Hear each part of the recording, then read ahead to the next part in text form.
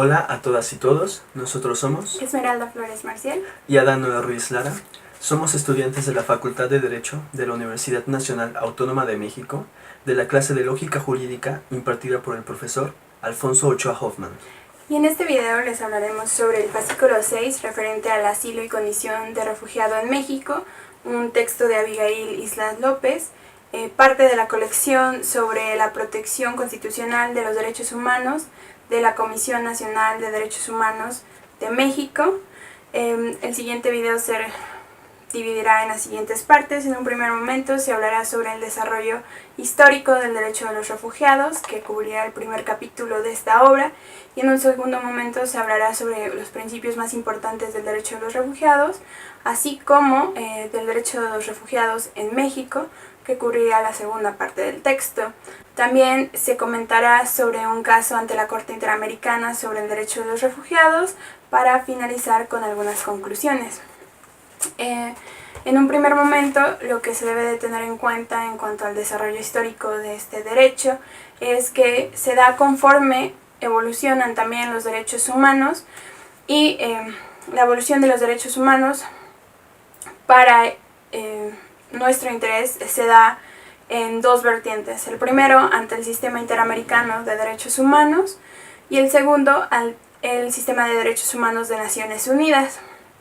En un primer momento, la figura de derecho de refugiado, su inicio histórico es más bien con la figura de asilo, con el derecho de asilo que se codifica mediante tratados de carácter regional, tales como el Tratado de Derecho Penal Internacional de 1889, donde simplemente se empieza a hacer una mención de este derecho de asilo.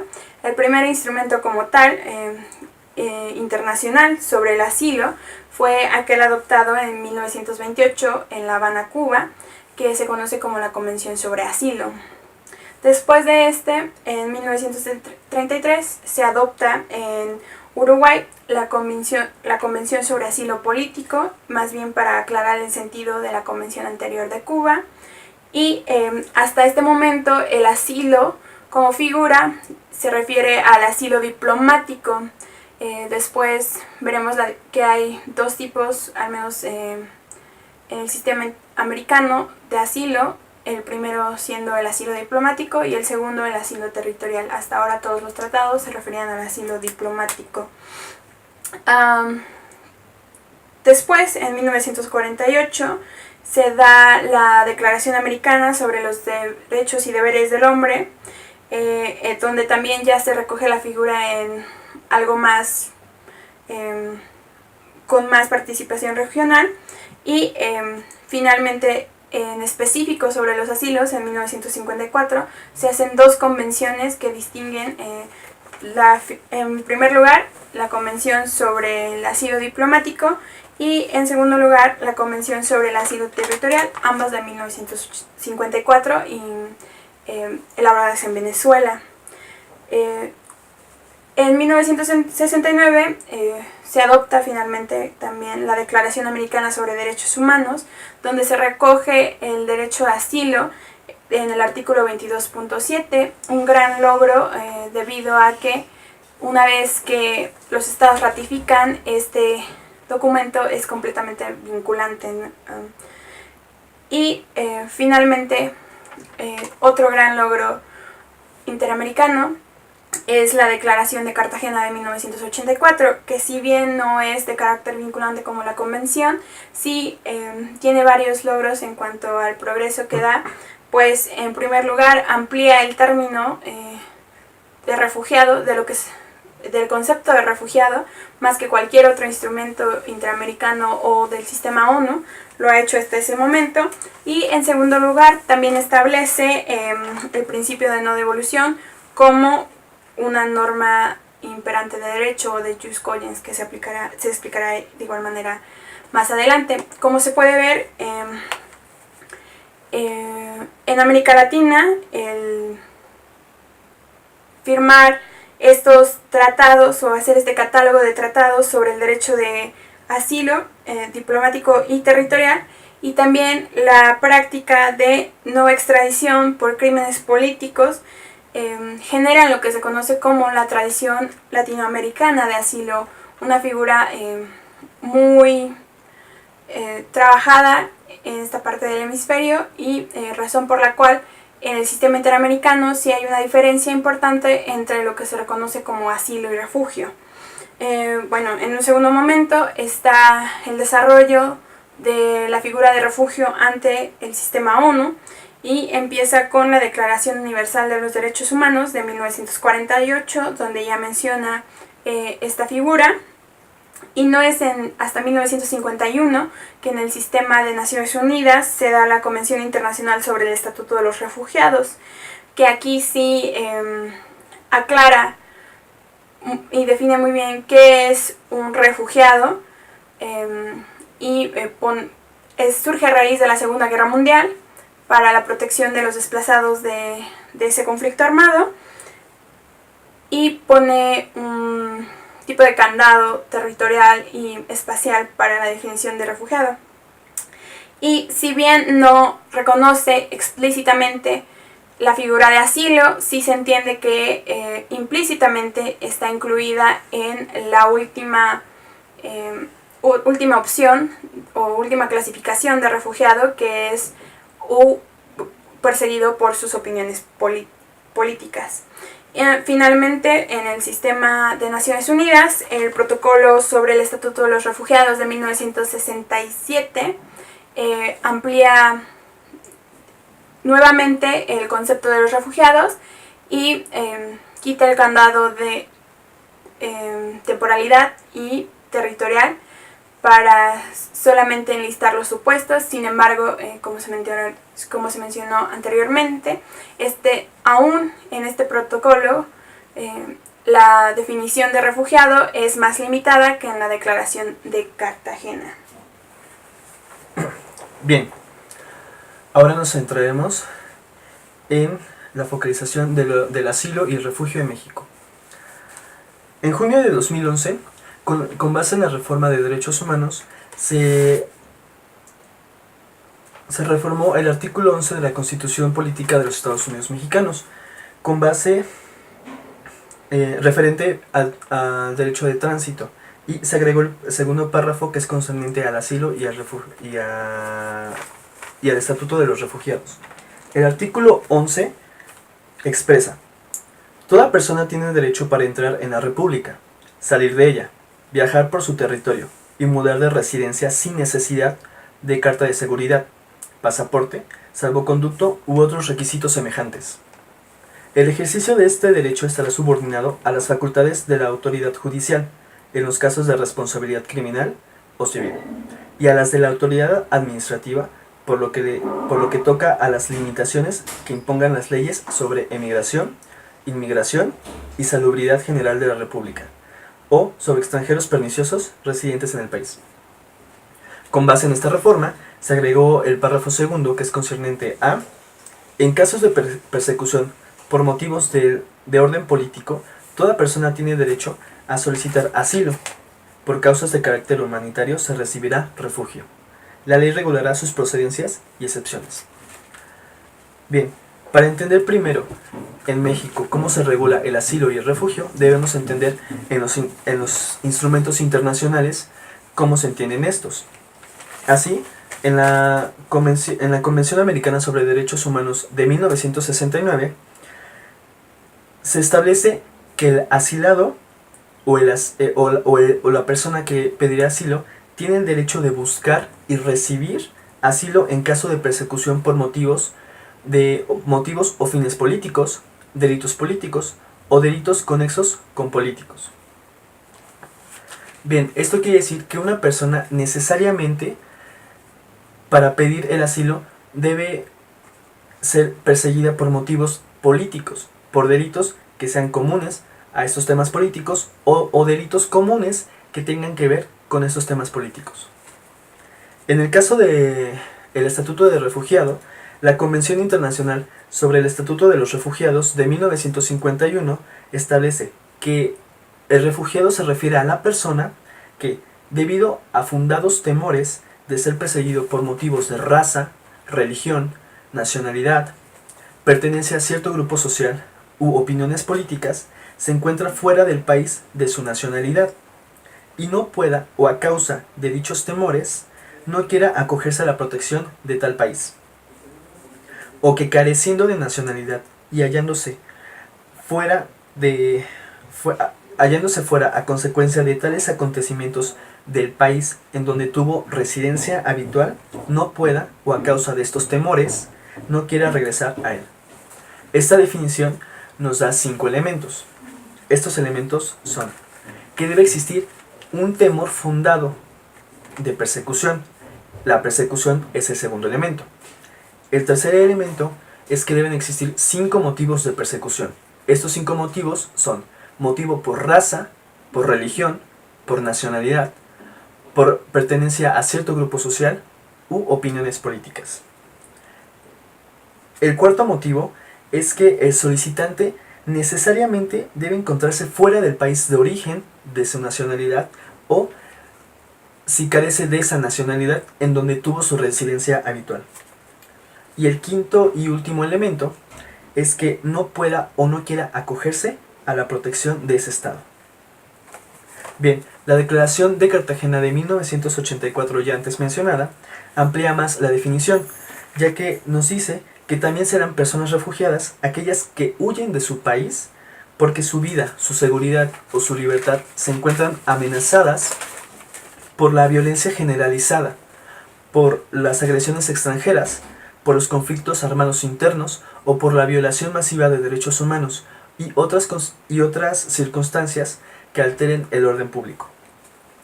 El protocolo sobre el Estatuto de los Refugiados de 1967 amplía también el concepto, ya que eliminó las barreras temporales y geográficas que establecía el Estatuto de 1951, como ya se había mencionado antes. Bien, ahora debemos entender cuáles son las diferencias entre el asilo y el refugio en el ámbito internacional. Primero, se dice que el asilo es una potestad del Estado, mientras que el refugio es un derecho humano, lo cual es falso en materia internacional, ya que ambos son considerados como derechos humanos. Otra diferencia es que el asilo se otorga por motivos políticos, mientras que el refugio es otorgado por razones humanitarias, lo cual es cierto. Ahora, vamos a hablar sobre los criterios para otorgar la protección conforme a los estándares internacionales. El primer criterio es el principio de no devolución. El principio de no devolución o non-refoulement ha sido reconocido como una norma de derecho consuetudinario y una norma de ius cogens. Según el artículo 53 de la Convención de Viena sobre la interpretación de los tratados de 1969, ius cogens es una norma imperativa de derecho internacional aceptada y reconocida por la comunidad internacional en su conjunto, que no admite acuerdo en contrario, y puede ser modificada por una norma ulterior de derecho internacional general del mismo carácter. Bien, el principio de no devolución, ubicado en el artículo 33 de la Convención de 1951, prohíbe la expulsión o devolución de cualquier persona a un estado en donde se tenga plena certeza que su vida o su libertad corren peligro. El segundo criterio es el derecho de audiencia. Implica que además de que una persona busque asilo, toda persona que solicite la protección a otro estado pueda ser oída y que su solicitud sea estudiada y valorada por una autoridad competente y capacitada en la materia. Que la determinación sea fundamental y que en caso de negativa de la solicitud de protección, esta sea revisada por autoridad distinta a la que negó la protección. Ahora nos centraremos en el Estado mexicano. El Estado México ha sido un caso muy particular en cuanto a la solidaridad con las personas que han sido desplazadas. Varios son los casos, como en 1930 fue un país de acogida para las personas o los españoles que huían de la guerra civil de Franco. en 1970 contra los sudamericanos que huían de las dictaduras militares y en 1980 para los guatemaltecos por los conflictos armados. Bien, en 1980 se creó la Comisión Mexicana de Ayuda a Refugiados. Esta comisión es una comisión intersecretarial. Esto quiere decir que depende de varias secretarías. Esta comisión depende de la Secretaría de Gobernación, de la Secretaría de Relaciones Exteriores y también de la Secretaría de Trabajo y Previsión Social. Del marco jurídico ya existente, se deriva que en México se establecen 4 tipos de protecciones, las cuales son el refugio, la protección complementaria, el asilo político diplomático y el asilo político territorial. Primero, el refugio. El refugio se encuentra regulado en la Ley de Refugio y Protección Complementaria y Asilo Político, en donde se establece que se reconoce el estatuto de refugiado a las personas cuando el solicitante se encuentre en territorio nacional, haya sido desplazado de su país de origen debido a temores fundados de ser perseguido, y los motivos por los cuales se desplazó es que haya persecuciones por razones raciales, religiosos, derivados de la nacionalidad, de su género, de la pertenencia a cierto grupo social u sus opiniones políticas, también derivados de la violencia generalizada que se encuentra en su país, por agresiones extranjeras, por los conflictos armados internos, por la violación masiva de derechos humanos o por circunstancias similares que perturben el orden público y que el solicitante no pueda o no quiera acogerse a la protección de su país de origen a causa de esos temores fundados. Bien, la siguiente protección es la bueno, antes de hablar de la protección complementaria, la Ley de Refugio y Protección Complementaria incluyó un nuevo requisito, un nuevo elemento para otorgar el estatuto de refugiado, que fue el elemento de por razones de género.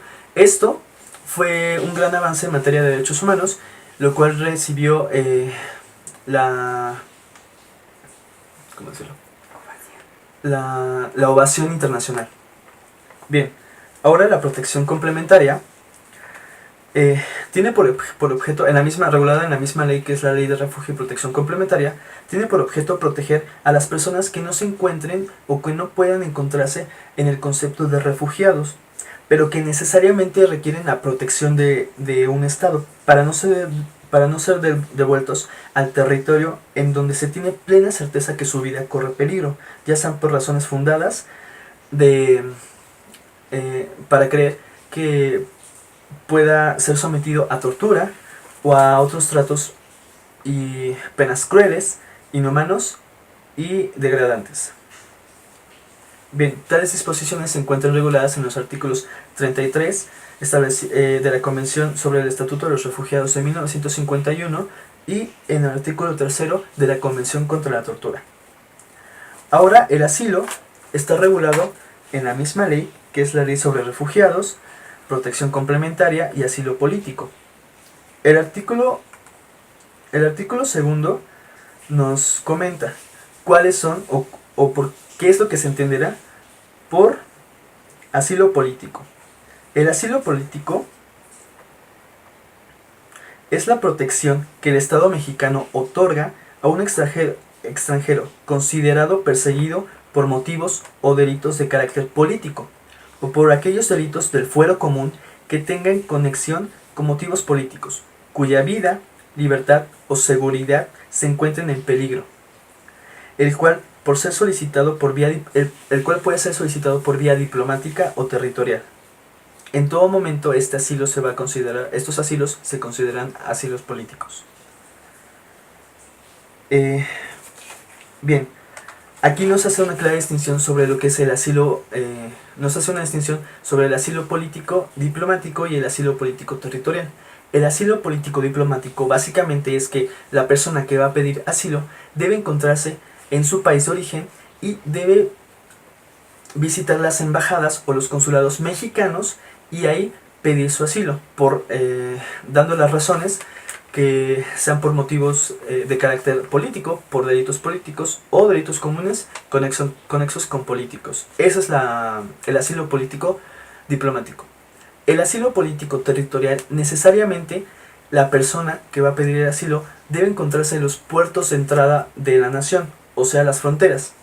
Sin embargo, un ejemplo es, una regla general es que la persona que va a pedir el asilo por vía territorial debe permanecer en el puerto de entrada a la frontera hasta que se le defina el plazo, hasta que se le defina si el asilo le es concedido o no. Bien, en el caso del asilo diplomático, antes, en el artículo 165 del reglamento de la Ley General de Población, señalaba que las embajadas de México deberían aceptar en sus residencias a las personas extranjeras que solicitaban el asilo, siempre y cuando estas personas tuvieran la nacionalidad del país en donde la embajada se encontrara. Esta era claramente este precepto contravenía el principio de no devolución. Sin embargo, ya se reformó la ley de refugio, protección complementaria y se adicionó el asilo político. Bien, a diferencia de los solicitantes de refugio, los solicitantes de asilo no prevén el derecho a recurrir la negativa no se les permite recurrir la negativa de su protección, de tal manera que el Estado no tiene la obligación de fundamentar el por qué se les negó esa protección. Por otro lado, estos asilados quedan sujetos a ciertas restricciones, como la primera, que la Secretaría de Gobernación determinará el sitio en donde residirá y las actividades a las cuales se pueda dedicar. También que en cada cambio de actividades, la persona asilada debe pedir permiso a la Secretaría de Gobernación. En el momento en que hayan desaparecido las circunstancias por las cuales la persona solicitó la protección al Estado mexicano, ella tiene 30 días para abandonar el país. Bien, ahora distinguiremos la diferencia en México entre el asilo y el refugio. El asilo es una facultad discrecional del Estado, mientras que el refugio o el estatuto de los refugiados es un derecho humano. Por lo cual, el asilo se otorga mientras que el estatuto de los refugiados o del refugiado se reconoce. Los motivos de persecución son diferentes. Como ya lo habíamos mencionado antes, los motivos de persecución en el ámbito del asilo son por delitos, por motivos y fines políticos, por delitos políticos o por delitos comunes que tengan conexión con delitos políticos. Y en el caso de los refugiados, los motivos de persecución son por raza, por religión, por nacionalidad, por género, por pertenencia a cierto grupo social, por opiniones políticas, porque haya una violencia generalizada, porque se encuentre una violación masiva de derechos humanos, por agresiones extranjeras, por conflictos armados internos u otras circunstancias que alteren el orden público. Y en el caso de México, el asilo se otorga en casos de urgencia, cuando haya certeza que el solicitante es perseguido, mientras que en el caso del refugio solo basta con la existencia del temor fundado de que hay una persecución. Muy bien, pues habiendo visitado un poco el desarrollo histórico del derecho de los refugiados y en un segundo momento exactamente cómo aplica el derecho de los refugiados en nuestro país, es pertinente hablar ahora sobre un caso ante la Corte Interamericana de Derechos Humanos conocido como caso Familia Pacheco Tineo contra Bolivia. Esta sentencia es del 25 de noviembre de 2013, a pesar de que los hechos que se le imputan a Bolivia se dieron del 19 de febrero de 2001 al 24 de febrero del 2001 también. Este caso se trata de los 5 integrantes de esta familia Pacheco Tineo de origen peruano contra el Estado de Bolivia. Tenemos el matrimonio conformado por Rumaldo Juan Pacheco Osco y la señora Fredesvinda Tineos Godos, y los 3 hijos de ambos, Juana Guadalupe, Frida Edith y Juan Ricardo Pacheco Tineo. Los hechos del caso establecen que esta familia originaria de Perú sufrió, bueno, los padres de esta familia sufrieron persecución política en su país de origen. De hecho, las afectaciones que sufrieron se han visto en otro caso también ante la Corte, llamado Caso Penal Castro Castro contra Perú.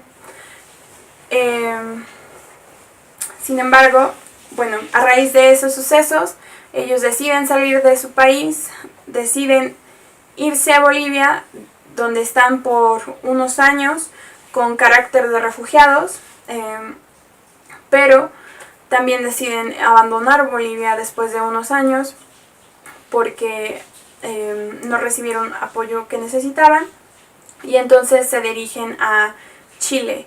Chile, y de igual manera reconoce el carácter de refugiados.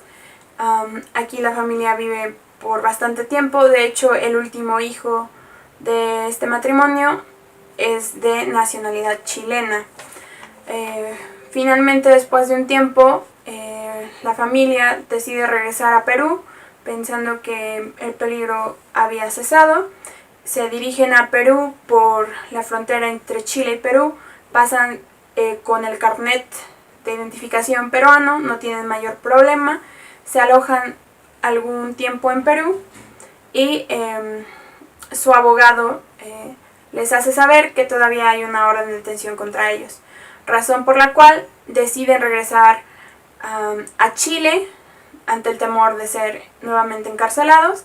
Sin embargo, por esta orden de detención, deciden entrar a Chile por Bolivia, ya que Bolivia y Perú tienen en ciertas partes fronterizas menos restricciones o es menos rígido el tránsito.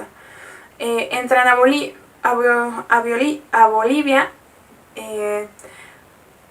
con carácter de migrantes irregulares y pues son detenidos cuando quieren salir, pues no tienen el sello de entrada. Aquí los detiene el Servicio de Migración, conocido como pues sí, el Servicio Nacional de Migrantes, ¿no? Es aquí cuando empieza el gran problema. Son detenidos en esta oficina, solo están la señora Tineo y el señor Pacheco. El señor Pacheco se retira, a la señora Tineo la detienen, empiezan un proceso administrativo contra ella. Mientras tanto, el señor Pacheco va ante la Embajada de Chile en Bolivia para pedir ayuda, así como también pide ayuda a los representantes del ACNUR en este país. Mientras tanto, pues se solicita una habeas corpus para que dejen en libertad a la señora Tineo, pues no se le llevó a cabo ningún proceso y de las oficinas del Servicio Nacional de Migración fue trasladada a otras celdas. Y a la par que se trata de resolver este proceso, la Comisión Nacional de Refugiados emite o rechaza su reconocimiento de refugiados y decide que su única explicación es que ellos habían renunciado a este acontecimiento de hecho cuando decidieron abandonar Bolivia, a pesar de que, como se ven los hechos después, Chile reconoce que ellos estaban viviendo en Chile con carácter de refugiados. Y aunque Chile también interviene para que no sean deportados al Perú, sino que paga el alojamiento para que se hospeden en lo que esperan el autobús que los llevaría de nuevamente a Chile, el gobierno de Bolivia termina aún así arbitrariamente deportándolos a Perú con todo, y toda la familia es deportada del Perú. Lo trascendente, hay muchos puntos trascendentes en esta sentencia. Sin embargo, específicamente pertinente al derecho de los refugiados, es en primer lugar la conexión que se hace entre el derecho de los refugiados y el derecho de los migrantes, pues en este caso la Corte establece que a pesar de ser que los migrantes en situación irregular son un grupo vulnerable, lo que amerita mayor protección por parte del Estado. En este caso, los migrantes en situación irregular son un grupo vulnerable por dos razones. El primero es una razón de jure, pues dadas las desigualdades entre nacionales y extranjeros en las leyes, y la segunda es de facto, por la desigualdad estructural. También establece que cuando hay un procedimiento de expulsión o de deportación para extranjeros, este debe de ser llevado conforme a las mínimas garantías del debido proceso de protección judicial y el respeto a la dignidad humana, independientemente del estatus migratorio de las personas que están siendo procesadas. También establece otro punto importante, que es que la detención de las personas al incumplir las leyes migratorias nunca debe ser con fines punitivos. Siempre debe ser también la última opción y buscar alternativas antes de ponerlos en prisión. De esta manera, la Corte Interamericana califica como arbitrarias cualquier política migratoria que tenga contra los migrantes irregulares sin que la autoridad competente verifique en cada caso, le haga una evaluación individual. También la posibilidad de utilizar otras medidas que sean menos restrictivas y que sean efectivas para alcanzar aquellos fines que quieren mediante el procedimiento o los requisitos de procedimiento de expulsión. Es importante también establecer que en esta sentencia la Corte establece el criterio de que la no devolución es un criterio que aplica no solo a los refugiados y asolados políticos, sino a cualquier otra persona que pueda estar en peligro si es regresado a su país de origen o si es regresado a un país que después represente la amenaza de regresarlo al país donde puede sufrir estas afectaciones. Este tipo de afectación se te conoce como afectación indirecta, ¿no? O este país también, aunque no se ha regresado a su país de origen, puede ser regresado a un país que implique el mismo riesgo de ser deportado. También es importante, puesto que establece 6 criterios que se deben obedecer al momento de estos procedimientos de deportación en diferentes momentos del proceso. Para el Estado se implican, en un primer lugar, que deben de haber garantías al solicitante y que les facilite, debe proporcionarles ciertas facilidades necesarias, como son incluir los servicios de un intérprete competente. También debe tener acceso a asesoría y debe de contar con representación legal para someter su solicitud ante las autoridades competentes. También debe de recibir orientación necesaria en cuanto al procedimiento que se debe de seguir en un lenguaje que entienda, un modo que pueda comprender, y en su caso se le debe de dar la oportunidad de contactar a un representante de ACNUR. Como vemos, en este caso ninguna de estas fue cumplida, puesto que el señor Pacheco tuvo que ir al ACNUR por propia iniciativa, y a la señora Tineo pues se le mandó a unas celdas de encarcelamiento. En segundo lugar, la solicitud también debe de examinarse con objetividad en el marco del procedimiento ya establecido para este efecto por una autoridad competente que sea claramente identificada y el cual requiere una realización de una entrevista personal. Esto quiere decir que deben de saber los refugiados o los que están solicitando que el carácter de refugiados, quién es la autoridad que debe atender su caso, y no solo debe de saber quién es la autoridad que debe ver su caso, sino que esta autoridad debe de tener una junta con ellos, una entrevista personal para determinar cada situación. Todas las decisiones deben de ser adoptadas por órganos competentes, que deben de estar también debidamente fundamentadas de forma expresa las decisiones, lo cual pues en ningún momento se les notificó a la familia cuál era la resolución o por qué era la resolución, y no estaba debidamente fundamentada, pues como se comentó, solo se establecía que es porque ellos habían renunciado a su carácter de refugiados, cuando esta es una situación de hecho que no puede ser renunciada, más bien solo se extingue el carácter de refugiado cuando las situaciones de hecho que lo provocaron han cesado. Como cuarto punto, esta sentencia, estos requisitos tienen la finalidad de proteger los derechos de los solicitantes que pueden estar en riesgo, pues el procedimiento de asilo debe de respetar en todas sus etapas la protección a los datos del solicitante y de la solicitud y el principio de confidencialidad. En este caso, la única no acatamiento por parte de Bolivia fue que sus pasaportes fueron retenidos y no fueron devueltos. El quinto señala que si no se reconoce al solicitante con la condición de refugiado, se le debe de brindar información sobre cómo recurrir y cómo apelar, y esta apelación debe de tener efectos suspensivos,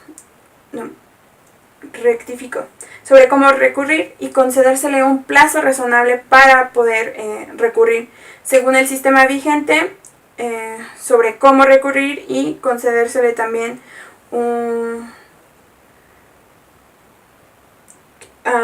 según el sistema vigente, a fin de que se reconsidere formalmente la decisión adoptada.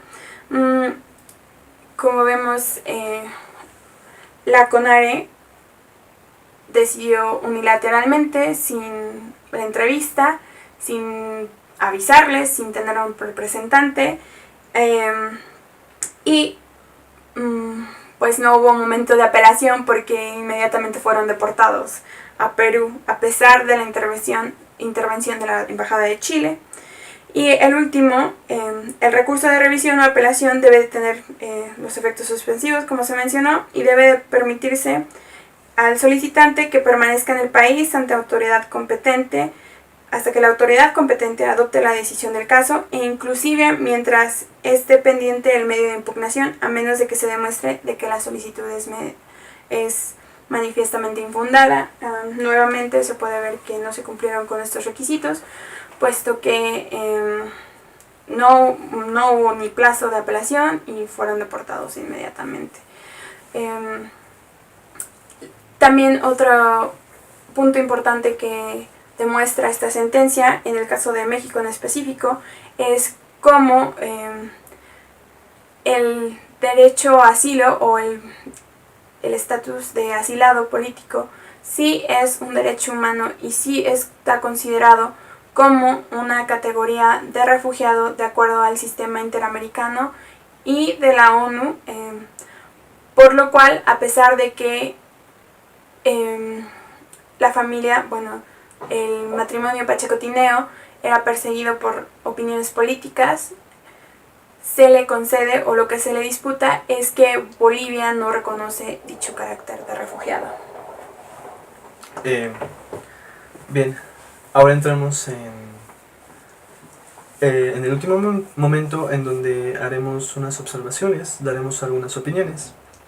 Y bueno, nosotros consideramos que, como ya está establecido y como ya se mencionó en los instrumentos internacionales, como es la Convención Americana sobre Derechos Humanos, tanto el asilo como el refugio o el estatuto de refugiado se consideran derechos humanos, mientras que en México el asilo es una potestad, una facultad potestativa del Estado, discrecional del Estado, y el refugio no, el refugio es un derecho humano, por eso se reconoce.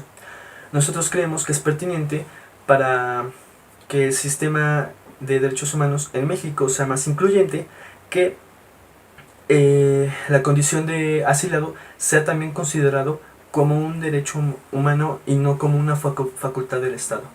También creemos que otro elemento u otro requisito para considerar a una persona refugiada es la extrema miseria o la extrema pobreza que puede sufrir en su país. También creemos que este elemento sería indispensable, y es indispensable porque tenemos pleno conocimiento que en muchos países muchas personas sufren y no tienen el apoyo de sus gobiernos. Sufren porque su condición es verdaderamente extrema en cuanto a pobreza. No tienen los recursos necesarios para su sobrevivencia, y incluso sabemos que esta condición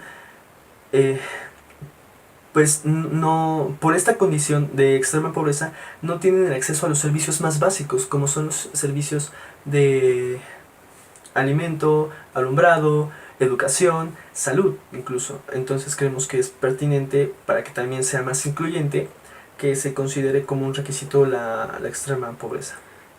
Retomando un poco lo que decía mi compañero, en primer lugar, el hecho de que en México no se reconozca el asilo como un derecho humano, se debe resaltar que al ser miembro de la Convención Americana de Derechos Humanos, pues ya está incumpliendo con sus obligaciones convencionales.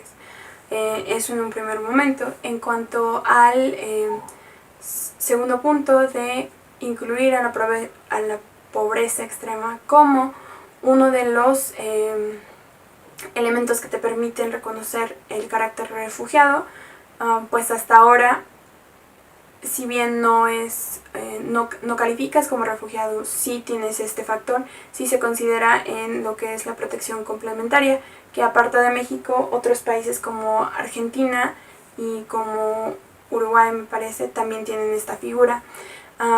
Creemos que si bien podría ser pertinente crear una figura aparte o hacerlo como una categoría protegida en específico, también podría verse en la ampliación que hace la Declaración de Cartagena en cuanto a la violación sistemática o general de derechos humanos, puesto que el no tener las condiciones mínimas de subsistencia afectan el proyecto de vida y varios de otros derechos ya reconocidos tanto en la Convención Americana como en la jurisprudencia de la misma Corte Interamericana. Bueno, es cuanto. Les agradecemos su pues tiempo. Les agradecemos que vean este video, y pues bueno, nosotros pues les queremos agradecer. Gracias. Muchas gracias.